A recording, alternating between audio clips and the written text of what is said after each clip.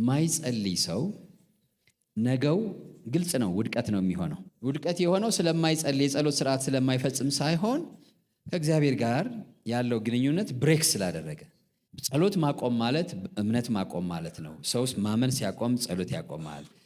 ጸሎት ሲያቆም ከእግዚአብሔር ጋር ያለውን ሪሌሽንሺፕ ያቆማል። ስለዚህ ውድቀት ይከተላል ማለት ነው። ነገ በህይወቴ ውድቀት አልፈልግም፣ ከፍታ እፈልጋለሁ፣ ውጤታማነት እፈልጋለሁ የሚል ሰው እግዚአብሔርን ይማጸናል።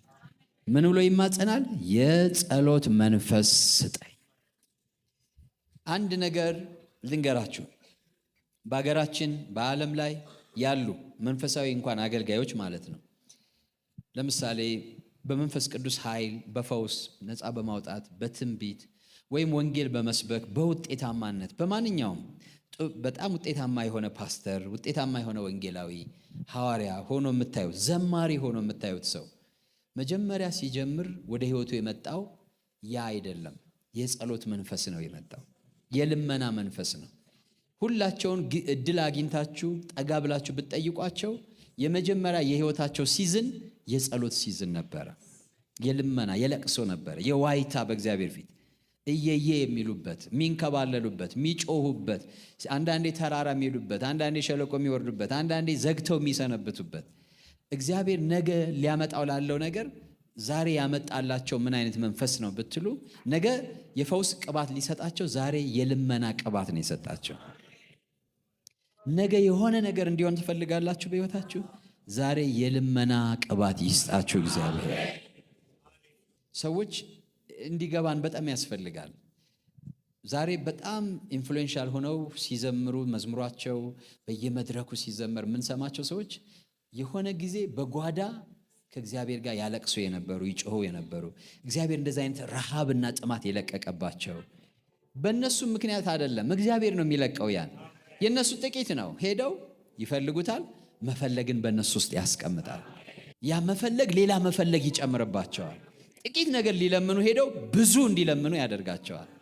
ጥቂት ሊጸልዩ ሄደው ብዙ እንዲጸልዩ ያደርጋቸዋል። የሆነ ነገር ልጸልይ ነው ብለው ሄደው እንባቸውን መቆጣጠር የሚያቅታቸው አጥንታቸው እስኪጮህ ድረስ ይጸልያሉ። ሰውነታቸው እስኪበጣጠስ ድረስ ይጸልያሉ። ያ የሰው ፍላጎት አይደለም። እኔ የገባኝ እግዚአብሔር መሻቱን በሰው መሻት ውስጥ ሲያስገባ የሚፈጠር ነገር ነው። ገብቶኛል። እሱ ሸር ካረጋችሁኝ ጠይቁት እግዚአብሔርን። እናንተ ውስጥም ያስገባባቸዋል። እኔ መቼም እንኳን አንዳንድ ነገር ለማሳመን ነው የምመሰክረው። በቃ ሰው እንዲያምነው ስለምፈልግ እመሰክራለሁ። እንዲያምነው ስለምፈልግ ነው ያን ነገር መመስከር። የግል ታሪኬን ማውራት ፈልጌ አይደለም፣ ግን ሰው በቃ ምን how much serious እንደሆነ የምናገረው ነገር የሚገባው አይመስለኝም። ከዛ የራሴን እናገራለሁ። እኔ ይውላችሁ ልንገራችሁ፣ ጌታ ሆይ ህይወቴ ዓላማ ቢስ ነው፣ ጠርተኸኛል፣ ተናግረኸኛል፣ ልሞት ነው ወይ እንደዚህ ከንቱ ልሆን ነው ወይ ስል ወዲያውኑ እግዚአብሔር ወደ ህይወቴ የላከው ነገር ምንድነው ብትሉ የጸሎት መንፈስ ነው። እኔ ጸሎት መንፈስ እኔ ለመንኩት ለመና እንዲሁኝ መኖር አልፈልግም ነው። ኦኬ እንዲሁነ መኖር አትፈልግም ብሎ እሳቱን ይልክባቸዋል። ከዛ ለምን እንደዛ እንደምትሆኑ ሳታውቁ ትሆናላችሁ። ከናንተ አቅም በላይ የሆነ ነገር በውስጣችሁ ይነዳል፣ ከነጋችሁ ጋር የሚመጥን ማለት ነው። ጸሎት በአንድ በኩል መንፈሳዊ ህግ ነው። ካልጠየቅን አናገኝም። መጽሐፍ ነው የሚናገረው፣ አትለምኑምና ለእናንተ አይሆንም ይላል። እስኪ ትልቅ ነገር እንዲበሉና የሚፈልግ ሰው ምን ያህል ትፈልጋላችሁ? አሳዩኝ በእጃችሁ። እስኪ ምን ያህል ነው የምትፈልጉት? ያ የምትፈልጉትን እንዲያው በምናባችሁ እያያችሁት እስኪ የምትፈልጉት ነገር አለ አይደለ? እስኪ ምን ያህል እንዲሆን ነው የምትፈልጉት? እስኪ አሳዩኝ በደንብ እንዲያው በደንብ እሱን የሚያክል ያን ያያችሁትን የሚመጥን የሚባል ፕሬየር አለ። ሌላ ተራ ፕሬየር ያን አያመጣውም። ተራ ጸሎት ያን አያመጣውም። እየሰማችሁ ነው ወይ? ተራ ጸሎት አያመጣውም ያን። ያ ደግሞ ብርቱ የሆነ ጸሎት ደግሞ ከእናንተ ሊመጣ አይችልም። እየሰማችሁ ነው ወይ? የምትፈልጉት ጥልቅ ነገር አለ አይደለ? ሰፊ ነገር አለ አይደለ? ትልቅ ነገር አለ አይደለ? ያን የሚመጥን ፕሬየር ይፈልጋል። ያን የሚመጥን ፕሬየር ይፈልጋል። ያን የሚመጥን ጸሎት ደግሞ እኔና እናንተ ውስጥ የለም። እርዳታ ያስፈልገናል። ከላይ እግዚአብሔር ሆይ በሉ እስኪ ለጠራኸኝ ጥሪ የሚመጥን ለወሰንክልኝ ውሳኔ የሚመጥን ጸሎት መጸለይ ይችል ዘንድ የልመናን መንፈስ በእኔ ላይ አብስስ በሉት። ያብስስባችሁ በጌታ በኢየሱስ። ብዙ ሰው በጣም ትልቅ ኢምፓክት የሚያመጣ አገልግሎት እንዲኖረው ይፈልጋል። ዓለምን የሚወርስ በኮንፌሽን አይደለም ብራዘር ሲስተር፣ እወርሳለሁ በሚል ኮንፌሽን አይደለም። ኮንፌስ አድርጉት እሱን። ግን ኢየሱስ እንዴት እንደጸለየ ታውቃላችሁ? ታስታውሳላችሁ?